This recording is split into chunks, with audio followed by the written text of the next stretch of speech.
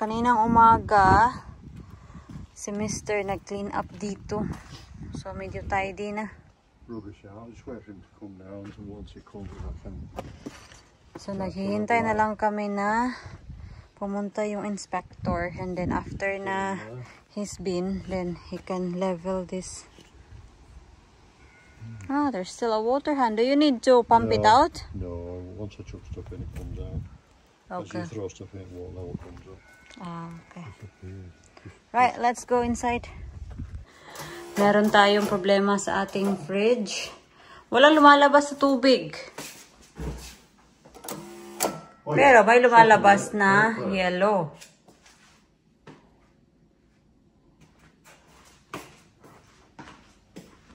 Peekaboo. Right, so there's no water. Do you think it's connected properly? No, it comes out of there, darling, and down to this pump here. No, what I'm Can saying. you just press the thing in a second? I just want to feel it if it's Okay. pumping. Right, just press. Press? Yeah, right, okay. Nothing? Nothing there. So it could be the pump, you see. What I have to do is take that thing off and have a look. You just did it in time, mister. Ito, umuulan na naman mga palangka. Try it now. Try it now? Yeah. Oh, it's not working now.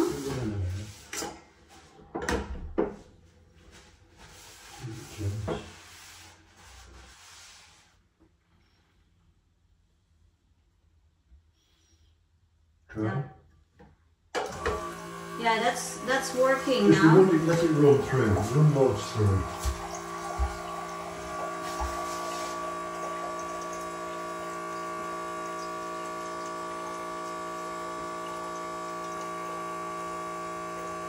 So it's working. Right,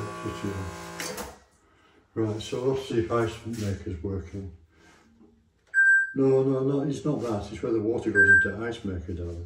Okay. Right, so I'll put this back. So we solved the problem. I think it was airlocked, you know. Air latch? I think so. What's that mean? Well, I think it's got air in it. It couldn't bleed itself. Okay. May naririnig ako na may kausap si Mr. So, is he on the phone or nandito na ba yung inspector? Oh, nandito na yung inspector. So, let's see kung approve ba. Tanungin natin si Mr. mamaya pag umalis na yan. Kausap pa rin ni Mr. si Kuya Inspector. Hindi pa umuwi. Lunchtime na dito. I'm not sure kung ano yung ilalunch niya kasi baka he will fancy a scrambled eggs kasi meron tayong freshly picked tomatoes. Yan o. We'll see.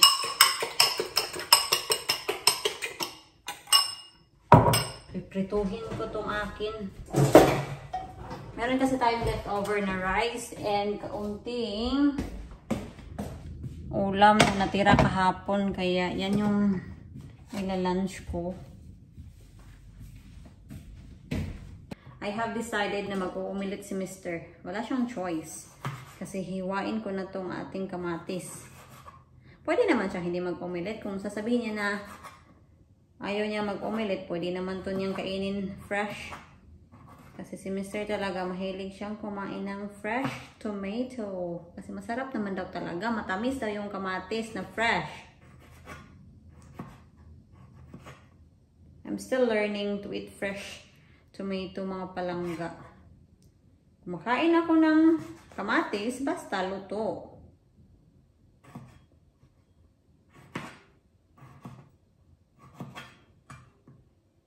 Sana mag-agree si Mr. na mag-omelette siya. Or mag-scramble, I mean. Kasi para magamit natin yung kamatis. And nakalabas na din kasi yung frying pan natin. So, why not naman, di ba? Umuwi na si Kuya Inspector pero si Mr. nandoon pa sa workshop. Kino-close lang ata niya yung workshop door. Nakalimutan ko itanong kay Mr. kung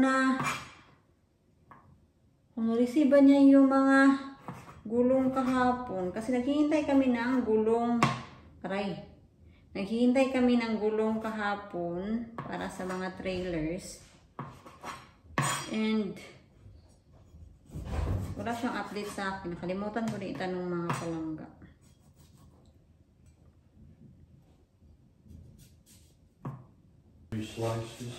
Jesus.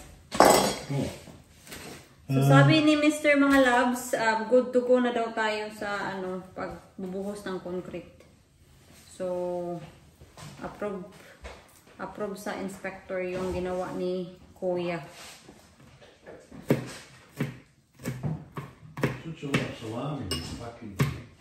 There's 20 slices of salami in there. That's why it might.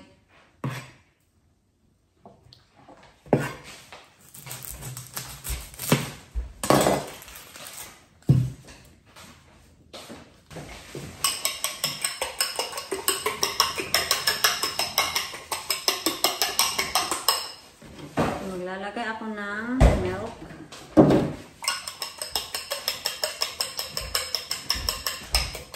Optional lang.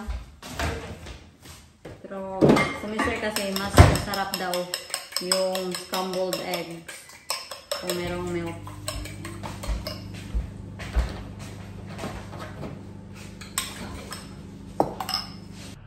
Nandito ako sa loob ng enclosure and I'm cleaning here. While I'm cleaning mga palangga, napansin ko tong ating kalamansi. Meron na namang yung mga puti-puti mga palangga. Bumalik na pero maliliit pa lang. Hindi pa masyadong malala. Yan o. Kaya i-sprayhan natin before na lalala siya at mawala yung mga bunga niya. Kasi yan o. Yan mga puti. Inisprayhan ko ulit ng yan o. Inisprayhan ko siya ulit ng suka at tubig. Laoy, naku, wag ka namang ganyan. Uy, kasi ito yung nangyari sa lemon tree ko. Na sobrang daming bunga, di nagka-infection. At nahalaglag yung mga bunga. Marami pa naman itong bunga, oh. Marami ng bunga mga palangga as in. Ito, oh. Nakikita mo talaga na may kalamansi na. Kaya, isprayhan natin to ng bonggang-bongga ngayon. Meron tayong parcel. So, tingnan natin kasi merong naka-address sa akin. I think itong box na to, alam ko na kung ano yung laman. I think this is from the Amazon. Kay Mr. Sa akin, kay Mr. And then sa akin. We need to be careful kasi ang nakalagay dito, fragile daw. Yan.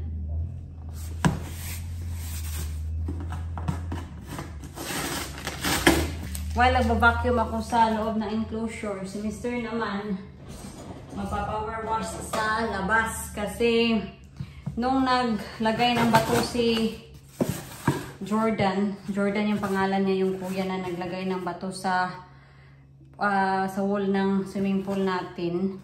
Sobrang dumi na yung labas ng swimming pool mga palangga. Dahil sa alikabok, stone cutting, and all that just.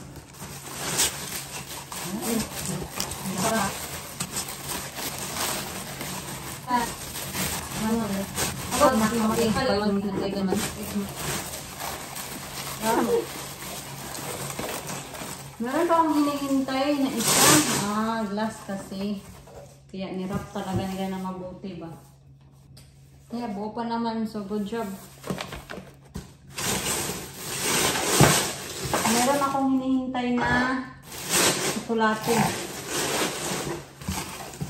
Pang regalo natin itong mga palangga.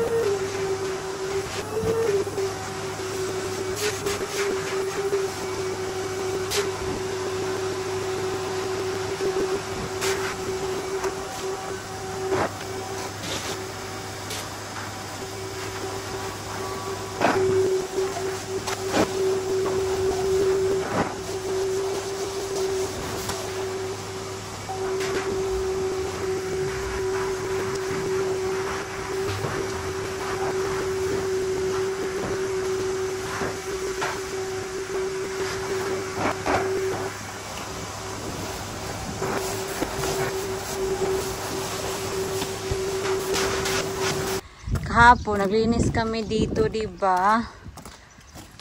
And nakalimutan kong i-harvest yung ating blueberry kasi napansin ko kahapon ready na talaga i-harvest yung blueberry natin. Yung mga natira ba? Yan. So, balikan natin yan mga palangga.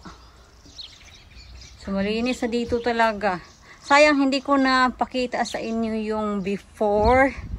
Kasi ang dami talagang ano dito. Soil, may mga dumi ng ibon. Ngayon, ano na, it looks clean.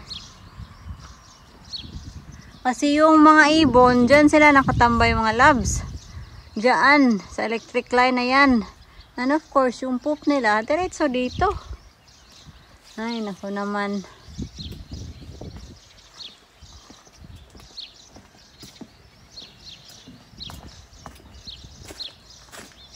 I need to clean my boots kasi tingnan nyo. Tingnan nyo yung aking welly boots.